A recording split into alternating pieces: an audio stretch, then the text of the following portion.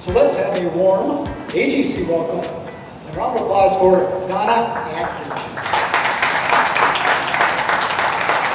Good evening, everyone. I am Donna Addkison. I am your speaker this evening, and as Mike shared with you, I am a life, career, and business coach. I do that through an ADHD lens.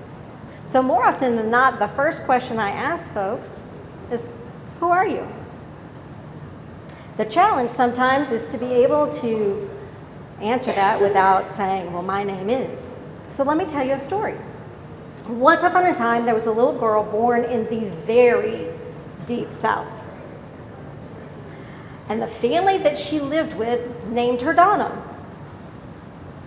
She was kind of cute. She went to school. She got multiple degrees. Her family watched her do these things. They knew she was a ham. They knew she was going to be an overachieving student and campus leader. Maybe a little unexpectedly, they watched her become an advocate to take on all things fairness and justice and the occasional lost cause. That didn't have to be a lost cause. Now, when I talk about those things, those are the whats. The what do you do, not the who you are. There were other things that she did along the way that left people scratching their heads. She did move around a lot, 10 different states so far. Maybe this will be the last. And in her 30s, she discovered something called BMX bicycle racing. Why not? And so she became a state champion in BMX bicycle racing while she was in the governor's office. What? Surprised her family, surprised the people she worked for, did not necessarily surprise the people she worked with, but still, this is more of the what. Hello? What they did not expect at all was that over the course of a career, well, at least to this point, she would wear 40 different titles, different roles, different responsibilities, multiple sectors. And once again, what? This is the what, not the who. See, science has come a long way, and we now know that there are lots of things that come to us through our parents. That genetic signature that is ours and ours alone is sometimes impacted by what happened to previous generations. We now know that trauma is transmitted. That can begin to influence the who. We also know from science that really got started in the early 2000s that there are elements of who we are that are encoded in our genes. We are who we are before we're given a name and before we begin to do all the whats. Now we get to look at who we are. And we begin to be able to discern what these character strengths are. What separates me from you? What separates you from me? What do I bring into a workspace that may be a little different from you? And what do you bring? Some really smart folks got together and decided that they were going to review everything from law to faith traditions to philosophy and literature and begin to figure out what are these things that we look for in one another. Turns out they found something, and that something has become known as the VIA classification of character strengths and virtues. We call it the VIA for short. Turns out it works. So here we are 24 years later, 25 million surveys administered, who knows how many articles published in all sorts of languages around the globe speaking to how knowing this about yourself and knowing this about the people that you work with can make a huge difference in both your satisfaction level and your success. Now, any science geeks? Okay, it's just for me. These two formulas are almost identical. Almost. There are a couple additional things down here that this one doesn't have. What do you think these two things are? Watch. Carbon, hydrogen, nitrogen, and oxygen. That's all they are. But one of them is chocolate, and one of them is caffeine. They're just a little bit different, even though they are made up of the very same ingredients. All right, if that didn't work, let's try this. I don't know about you all. I will say y'all eventually. I love chocolate chip cookies. Chocolate chip cookies, regardless of where they come from or how they're made, typically have the same 9 ingredients. They get to put together differently. Turns out we have 24 ingredients and they get put together differently as well. So let's go back to our story. Turns out this little girl that was born in the Deep South has a half sister. And they are like 2 peas in a pod when they get together, except they're not the same peas. One of them has a recipe that looks like this. The main ingredient is leadership. The teeny tiniest ingredient is a thing called self-regulation. That's all I'm going to say about that for the moment. Big ingredients included in this particular sister: humor, loving to make people smile, and knowing that you had something to do with them smiling. Man. A little love of learning. Everything is interesting. Everything is worth knowing more about. And a healthy dose of bravery. I'm going to leave that alone for a minute too. We'll throw in some creativity, because creativity can expand well beyond the arts.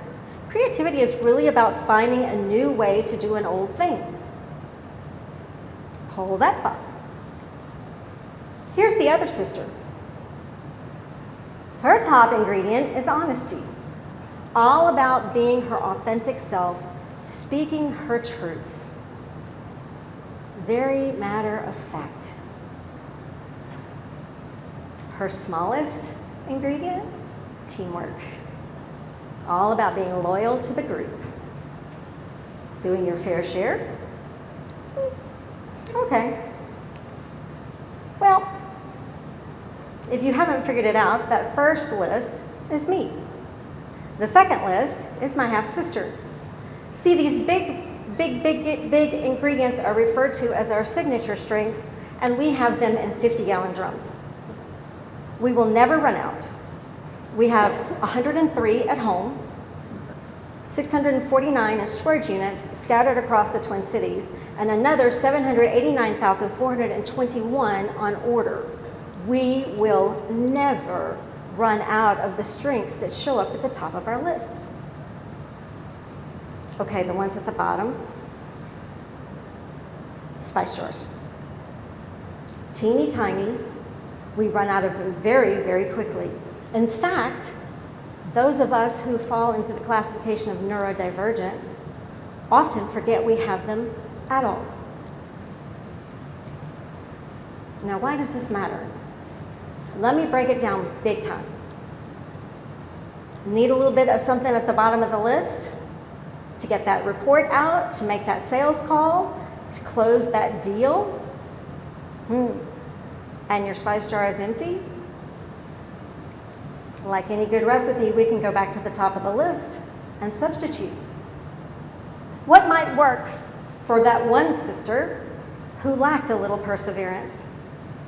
Maybe some bravery and a little humor. I can do this and I'm going to make someone smile because it gets done. Or a little leadership and creativity. I'm going to help someone grow into who they are and find a new way to approach closing this deal. Let me be curious about that. When we begin to look at the ingredients and have a language for them, there really is no end to all the possible combinations that can allow us to really live into who we are and do all the things that we want to. So what? Ryan Nemick is behind part of the VIA. He's not alone, there are other folks. In his research, he finds that if we use 4 out of those top 5 every day, we are much happier, healthy people, more satisfied at work, more satisfied at home, greater contributors to community as a whole. In fact, work becomes no longer work if we're living into these strengths. It's more like a calling. What does this mean for you? Wouldn't it be fun to learn a new language? To be able to identify what your signature actually looks like, and then be able to understand what true superpowers that brings to you, and then to be able to exercise them. Oh, and by the way, it also means that you begin to be able to figure out what other people's strengths are. There are 24. You will hear them in your thoughts. Others will hear them in your words and see them in your behaviors. Bravery in my 30s might have been getting on that BMX bicycle. Now we have a language to introduce ourselves as who we are. Me? That's me. A leader who likes to make people smile, who enjoys learning more than life itself, who will step into the gap and probably find a new way to do it. I also recognize that it affects how I show up, not to the exclusion of biology, which can present things like ADHD, autism, or our lived experiences, the natural talents we have, the opportunities we're exposed to. It can lead to our own value statement or revisiting it and fleshing that out. And that may also tell us a little bit about what we expect from other people. Because everybody else is like me, right? Turns out your set of prescription glasses is different from mine. I see the world through leadership, bravery, creativity, all those things. Yours may look very different from mine. Very different from mine. So someone says, "Hey, Donna, is that report for our big meeting ready?" My sister might say, "No, I'm 3 pages in. I have 7.5 more to do. There are a few graphs that I still need to design, but we'll make it." "Oh yeah, I got this. Don't worry about it. It's gonna be great." What does this really tell you? That these two sisters probably ought not work together. So, we're probably all familiar with the Sun Tzu quote, that if you know your enemy. I have taken some liberties with it. Try it this way. If you actually know who those around you are, and you know who you are, you need not fear the result of 100 situations. If you know yourself, but not those around you, for every opportunity you can seize and maximize, you're going to miss one. If you do not know who you are or who folks around you are, you're probably going to miss almost every single opportunity. And isn't that what we're all looking for? So, next time you introduce yourself, see if you can introduce yourself to someone without using a title, a role, or a demographic. What's your story? Are you living into the character strengths that you will never run out of? Are you maximizing those character strengths to do all the things you want to do on the way to being who you already know you are? Wouldn't that be cool? Thank you for your attention and your time. It is my pleasure to be here, and thank you again for the invitation. Have a wonderful evening.